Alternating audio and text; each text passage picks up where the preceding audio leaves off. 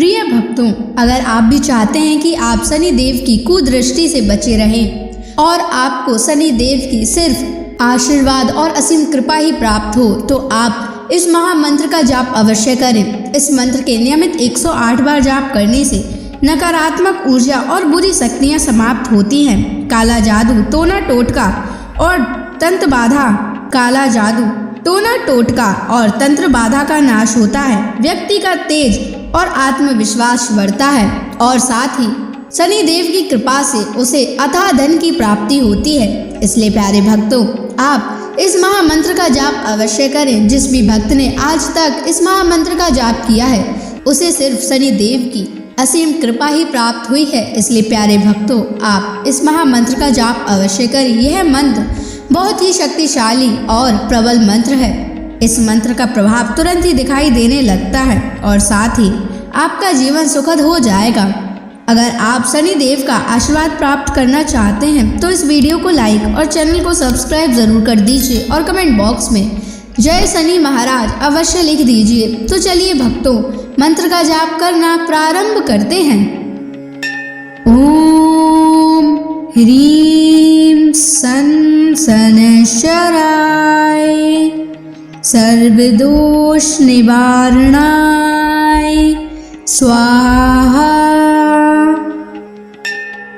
ओम ह्रीं सन शनैश्चराय सर्वदोष निवारणाय स्वाहा।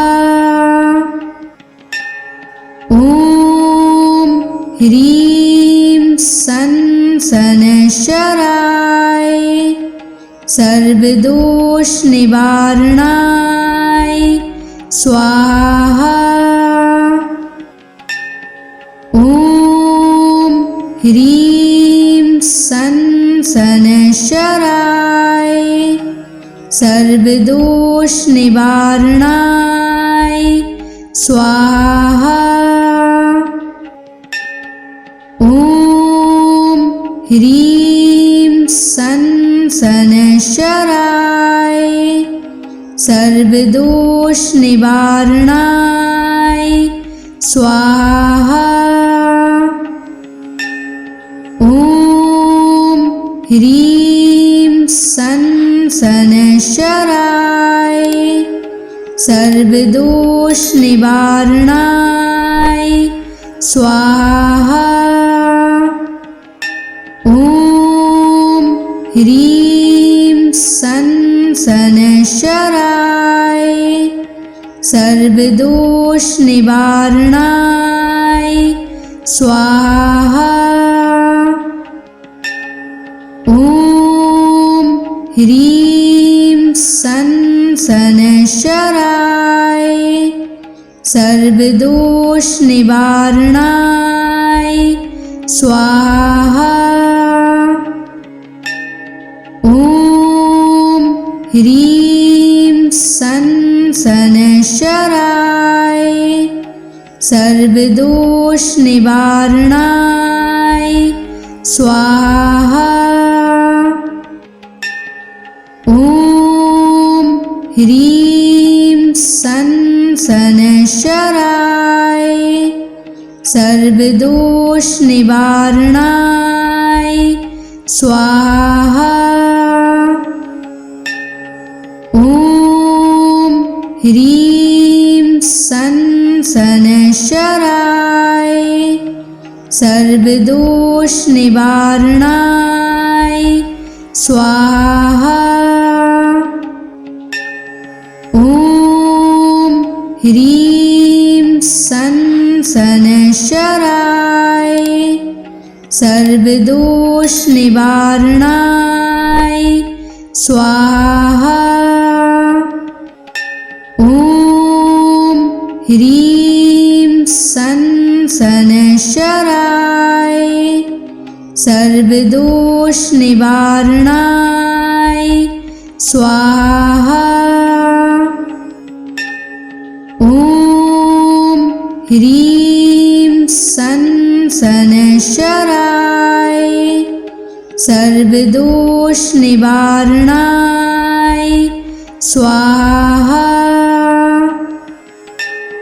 ॐ ह्रीं सन् शनैश्चराय सर्वदोषनिवारणाय स्वाहा। ॐ ह्रीं सन् शनैश्चराय सर्वदोषनिवारणाय स्वाहा। ॐ ह्रीं सन् शनैश्चराय सर्वदोषनिवारणाय स्वाहा। ॐ ह्रीं सन् शनैश्चराय सर्वदोषनिवारणाय स्वाहा। ॐ ह्रीं सन् शनैश्चराय सर्वदोषनिवारणाय स्वाहा। ॐ ह्रीं सन् शनैश्चराय सर्वदोषनिवारणाय स्वाहा। ॐ ह्रीं सन् शनैश्चराय सर्वदोषनिवारणाय स्वाहा।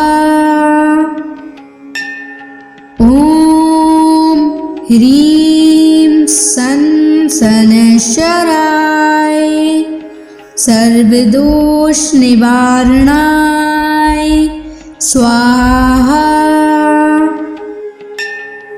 ॐ ह्रीं सन् शनैश्चराय सर्वदोषनिवारणाय स्वाहा। ॐ ह्रीं सन् शनैश्चराय सर्वदोषनिवारणाय स्वाहा। ॐ ह्रीं सन् शनैश्चराय सर्वदोषनिवारणाय स्वाहा। ॐ ह्रीं सन् शनैश्चराय सर्वदोषनिवारणाय स्वाहा। ॐ ह्रीं सन् शनैश्चराय सर्वदोषनिवारणाय स्वाहा। ॐ ह्रीं सन् शनैश्चराय सर्वदोषनिवारणाय स्वाहा। ॐ ह्रीं सन् शनैश्चराय सर्वदोषनिवारणाय स्वाहा। ॐ ह्रीं सन् शनैश्चराय सर्वदोषनिवारणाय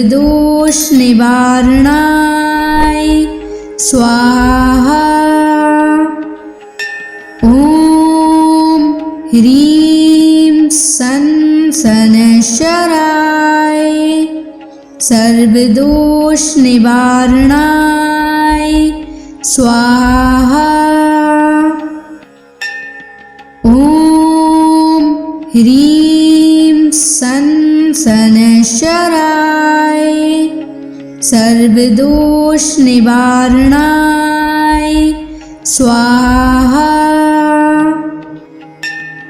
ॐ ह्रीं सन् सनशराय सर्वदोष निवारणाय स्वाहा। ॐ ह्रीं सनशराय सर्वदोष निवारणाय स्वाहा। ॐ ह्रीं सनशराय सर्वदोष निवारणाय स्वाहा। ॐ ह्रीं सनशराय सर्वदोष निवारणाय स्वाहा। ॐ ह्रीं सनशराय सर्वदोष निवारणाय स्वाहा। ॐ ह्रीं सनशराय सर्वदोष निवारणाय स्वाहा। ॐ ह्रीं सनशराय सर्वदोष निवारणाय स्वाहा। ॐ ह्रीं सनशराय सर्वदोष निवारणाय स्वाहा। ॐ ह्रीं सनशराय सर्वदोष निवारणाय स्वाहा। ॐ ह्रीं सनशराय सर्वदोष निवारणाय स्वाहा। ॐ ह्रीं सनशराय सर्वदोष निवारणाय स्वाहा। ॐ ह्रीं सनशराय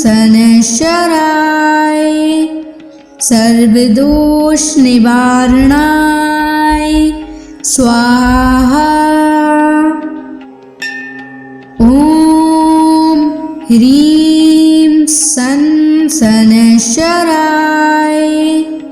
सर्वदोष निवारणाय स्वाहा।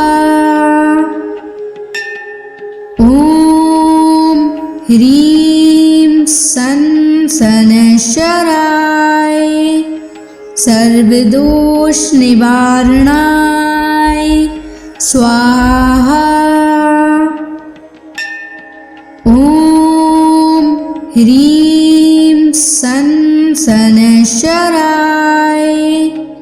सर्वदोष निवारणाय स्वाहा। ॐ ह्रीं सनशराय सर्वदोष निवारणाय स्वाहा। ॐ ह्रीं सनशराय सर्वदोष निवारणाय स्वाहा। ॐ ह्रीं सनशराय सर्वदोष निवारणाय स्वाहा। ॐ ह्रीं सनशराय सर्वदोष निवारणाय स्वाहा। ह्रीं सन शनैश्चराय सर्वदोष निवारणाय स्वाहा। ॐ ह्रीं सन शनैश्चराय सर्वदोष निवारणाय स्वाहा। ॐ ह्रीं सन शनैश्चराय सर्वदोष निवारणाय स्वाहा। ॐ ह्रीं सन शनैश्चराय सर्वदोष निवारणाय स्वाहा। ॐ ह्रीं सन शनैश्चराय सर्वदोष निवारणाय स्वाहा। ॐ ह्रीं सन शनैश्चराय सर्वदोष निवारणाय स्वाहा। ॐ ह्रीं सन शनैश्चराय सर्वदोष निवारणाय स्वाहा।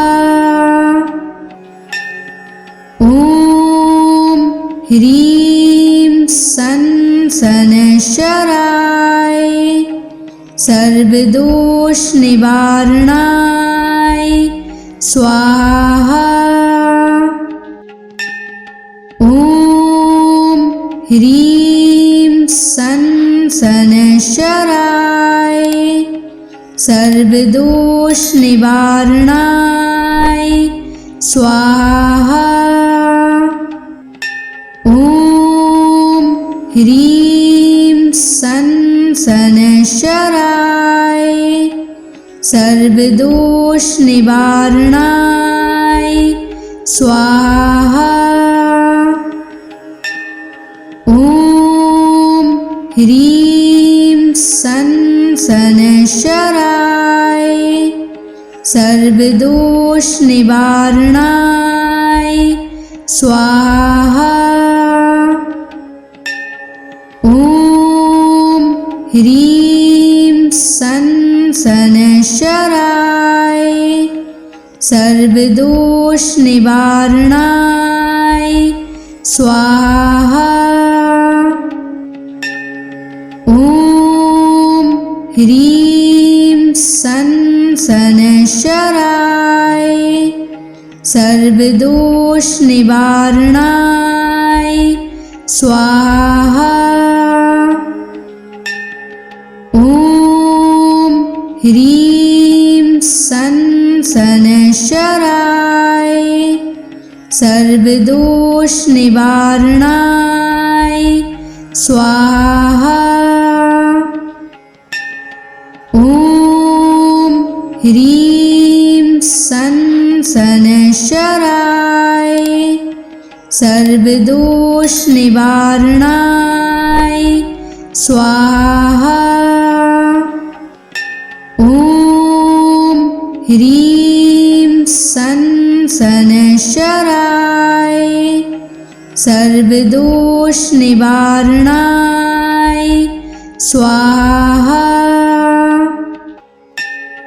ॐ ह्रीं सन शनैश्चराय सर्वदोष निवारणाय स्वाहा। ॐ ह्रीं सन शनैश्चराय सर्वदोष निवारणाय स्वाहा। ॐ ह्रीं सन शनैश्चराय सर्वदोष निवारणाय स्वाहा।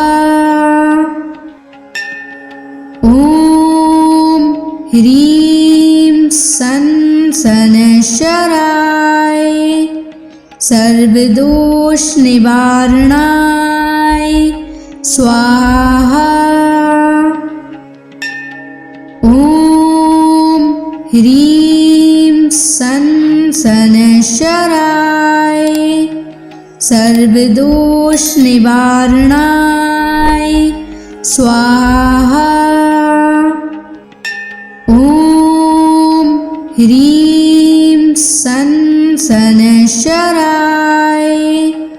सर्वदोषनिवारणाय स्वाहा। ॐ ह्रीं सन् शनैश्चराय सर्वदोषनिवारणाय स्वाहा। ॐ ह्रीं सन् शनैश्चराय सर्वदोषनिवारणाय स्वाहा। ॐ ह्रीं सन् शनैश्चराय सर्वदोषनिवारणाय स्वाहा। ॐ ह्रीं सन् शनैश्चराय सर्वदोषनिवारणाय स्वाहा। ॐ ह्रीं सन् शनैश्चराय सर्वदोषनिवारणाय स्वाहा। ॐ ह्रीं सन् शनैश्चराय सर्वदोषनिवारणाय स्वाहा। ॐ ह्रीं सन् शनैश्चराय सर्वदोषनिवारणाय स्वाहा। ॐ ह्रीं सन् शनैश्चराय सर्वदोषनिवारणाय स्वाहा। ॐ ह्रीं सन् शनैश्चराय सर्वदोषनिवारणाय स्वाहा। ॐ ह्रीं सन् शनैश्चराय सर्वदोषनिवारणाय स्वाहा। ॐ ह्रीं सन् शनैश्चराय सर्वदोषनिवारणाय स्वाहा। ॐ ह्रीं सन् शनैश्चराय सर्वदोषनिवारणाय स्वाहा। ॐ ह्रीं सन् शनैश्चराय सर्वदोषनिवारणाय स्वाहा। ॐ ह्रीं सन् शनैश्चराय सर्वदोषनिवारणाय स्वाहा। ॐ ह्रीं सन् शनैश्चराय सर्वदोषनिवारणाय स्वाहा।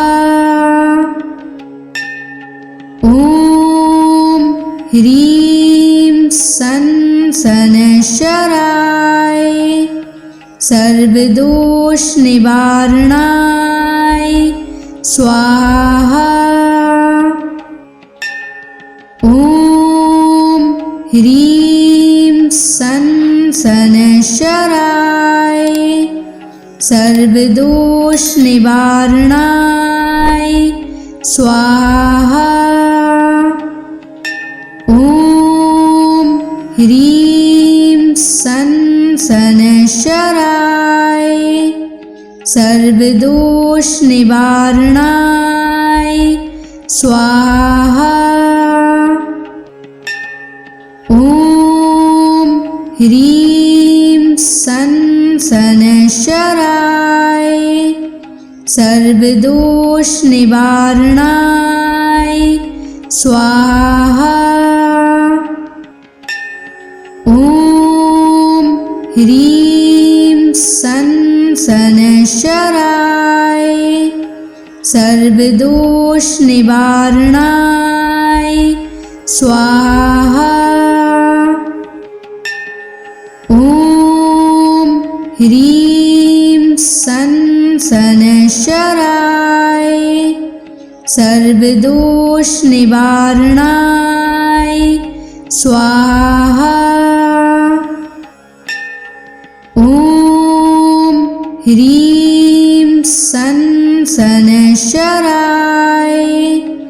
सर्वदोष निवारणाय स्वाहा। ॐ ह्रीं सं शनैश्चराय सर्वदोष निवारणाय स्वाहा। ॐ ह्रीं सं शनैश्चराय सर्वदोष निवारणाय स्वाहा। ॐ ह्रीं सं शनैश्चराय सर्वदोष निवारणाय स्वाहा। ॐ ह्रीं सं शनैश्चराय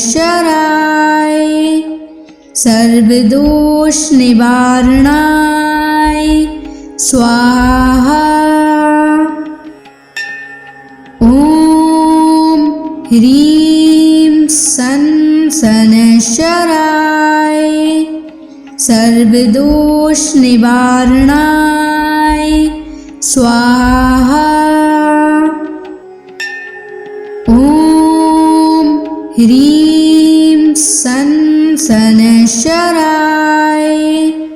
सर्वदोष निवारणाय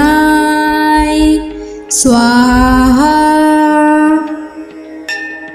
ॐ ह्रीं सं शनैश्चराय सर्वदोष निवारणाय स्वाहा। ॐ ह्रीं सं शनैश्चराय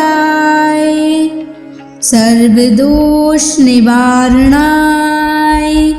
स्वाहा। ॐ ह्रीं सं शनैश्चराय सर्वदोष निवारणाय स्वाहा।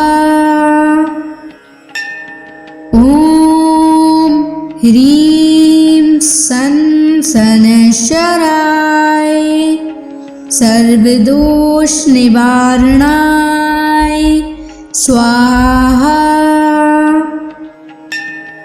ॐ ह्रीं सं शनैश्चराय सर्वदोष निवारणाय स्वाहा। ॐ ह्रीं सं शनैश्चराय सर्वदोष निवारणाय स्वाहा। ॐ ह्रीं सन शनैश्चराय सर्वदोष निवारणाय स्वाहा। ॐ ह्रीं सन शनैश्चराय सर्वदोष निवारणाय स्वाहा। ॐ ह्रीं सन शनैश्चराय सर्वदोष निवारणाय स्वाहा। ॐ ह्रीं सन शनैश्चराय सर्वदोष निवारणाय स्वाहा। ॐ ह्रीं सन शनैश्चराय सर्वदोष निवारणाय स्वाहा। ॐ ह्रीं सन शनैश्चराय सर्वदोष निवारणाय स्वाहा। ॐ ह्रीं सन शनैश्चराय सर्वदोष निवारणाय स्वाहा। ॐ ह्रीं सन शनैश्चराय सर्वदोष निवारणाय स्वाहा। ॐ ह्रीं सन शनैश्चराय सर्वदोष निवारणाय स्वाहा। ॐ ह्रीं सन शनैश्चराय सर्वदोष निवारणाय स्वाहा। ॐ ह्रीं सन शनैश्चराय सर्वदोष निवारणाय स्वाहा। ॐ ह्रीं सन शनैश्चराय सर्वदोष निवारणाय स्वाहा। ॐ ह्रीं सन शनैश्चराय सर्वदोष निवारणाय स्वाहा। ॐ ह्रीं सन शनैश्चराय सर्वदोष निवारणाय स्वाहा। ॐ ह्रीं सन शनैश्चराय सर्वदोष निवारणाय स्वाहा। ॐ ह्रीं सन शनैश्चराय सर्वदोष निवारणाय स्वाहा।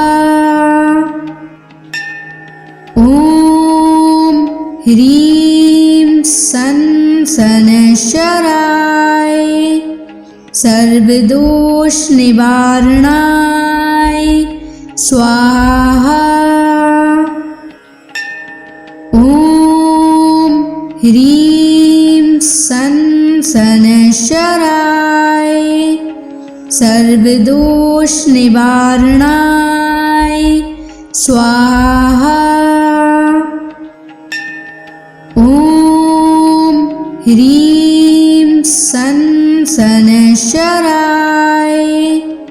सर्वदोष निवारणाय स्वाहा।